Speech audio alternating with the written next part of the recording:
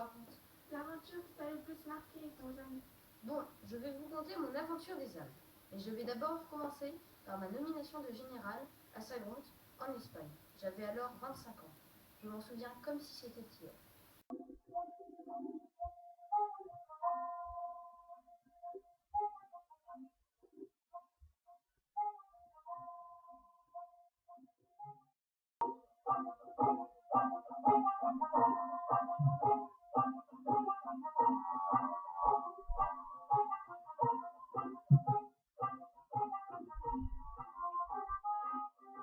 Dès mon entrée en Espagne, en moins de 120, j'attirais tous les regards.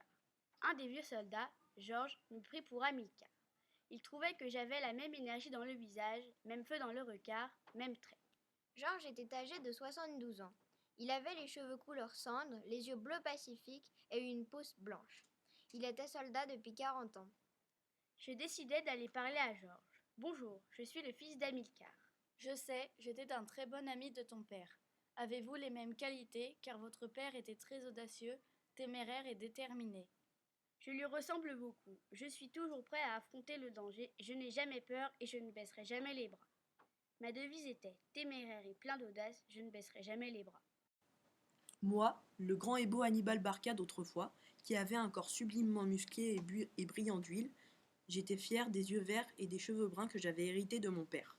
Je me souviens, j'avais le teint très pâle. Les jeunes femmes disaient que ça me donnait un certain charme. Mes joues qui se creusaient quand j'étais intimidée me rendaient plus mignon d'après certains. Durant toute mon enfance, j'ai été préparé à être général. J'ai eu des longs moments de difficulté, que malgré tout, j'ai réussi à surmonter seul. J'étais si courageux et déterminé que je n'ai jamais baissé les bras. Il y a une devise que je me répétais dans les moments compliqués. C'était « Je suis l'unique maître de mon destin ». J'étais endurant, je m'adaptais à toutes les situations. La chaleur comme le froid, la pluie comme le vent. Je pouvais survivre dans n'importe quel lieu. Je posais mon manteau et m'endormais dessus. Hélas, il fallait se méfier de tout le monde. Il ne fallait faire confiance à personne. Je fus, jadis, le plus grand soldat de tous les temps.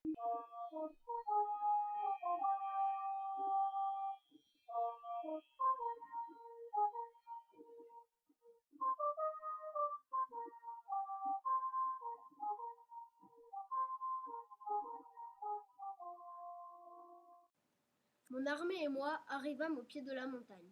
Elle regorgeait d'obstacles insurmontables et surtout mortels. Le froid était polaire. Nos éléphants étaient frigorifiés. À basse altitude, l'air était encore présent, mais après quelques dizaines de mètres, il se faisait très rare à cause de l'absence de végétation. Au milieu du massif, nous fûmes victimes d'une embuscade par une tribu de sauvages. Attention mes chers guerriers, des sauvages surgissent des failles, des rochers et de chemins. Nous devons riposter et remporter cette bataille, mes valeureux soldats.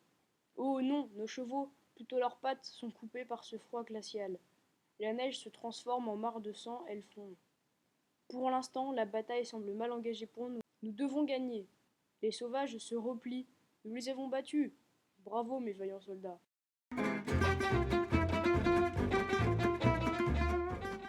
Mes braves soldats, beaucoup d'entre nous sont morts pendant cette expédition, mais nous avons réussi à vaincre tous les obstacles et dangers de ces montagnes.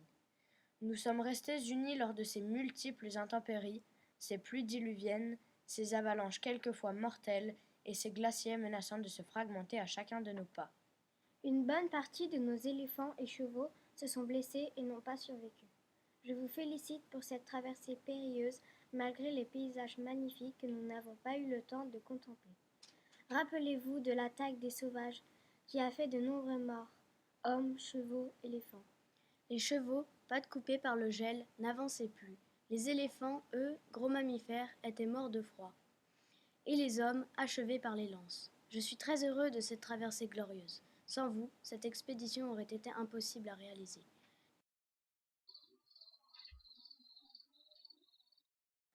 Après avoir gagné la bataille des Alpes en moins de 116, je partis pour Capo afin de siéger la ville. J'avais justement libéré 3 chevaliers. Hercule, le plus renommé des 3, me proposa son aide. Voici ce que nous dit. Hannibal, nous te proposons notre aide pour ta quête. Tu es le plus fort, nous sommes de ton côté. J'accepte volontiers votre aide. Rappelez-moi, qui êtes-vous ? Nous sommes 3 jeunes chevaliers qui ont été arrêtés par ta troupe. Nous t'admirons énormément. Arrivé à Capoue, j'ordonnai tout de suite à mon armée de l'encercler. Notre siège marcha à merveille. Comme notre bataille dans les Alpes avait été difficile, nous apprécions de nouveau manger et dormir à notre volonté. Un matin, à notre réveil, nous nous trouvâmes au centre d'une armée romaine. C'est ainsi que les Romains gagnèrent la bataille de Capoue, car nous avions été trop confiants à cause de notre victoire dans les Alpes. La bataille de Zama fut la dernière guerre en 202, un affrontement décisif qui conclut la deuxième guerre punique. J'affrontais les armées romaines, dirigées par Scipion. Il y avait aussi ce traître, le roi numide Massinissa. Dans mon armée, il y avait 20 éléphants. Mes troupes étaient constituées de Carthaginois, mais aussi de Gaulois et d'autres peuples étrangers. C'était très compliqué pour moi de les diriger, car ils ne parlaient pas la même langue que moi. Nous sommes ici aujourd'hui pour combattre, mais cette fois sera certainement la dernière bataille.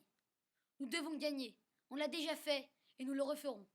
Nos ennemis sont cette fois plus nombreux, plus armés et dirigés par Scipion, un redoutable général. Mais ils sont moins forts que nous. Maintenant, je vous le demande, écoutez-moi. Les éléphants et les fantassiens derrière moi, en première ligne. Les cavaliers en seconde ligne. Ne me trahissez pas, n'écoutez pas les Romains. Ne faites pas comme Massinissa, ce traître qui a rejoint le clan adverse il y a peu. En avant! Nous, Romains, et vous, Numides, avons aujourd'hui un ennemi commun, Hannibal Barca. Cet homme n'a aucune discipline, il n'a aucune connaissance du terrain et ne sait pas se battre. Son seul avantage, ce sont ses éléphants. Mais ne vous laissez pas impressionner par ces animaux craintifs, ils seront vite dispersés. Numides, légionnaires, à vos armes, la victoire sera nôtre.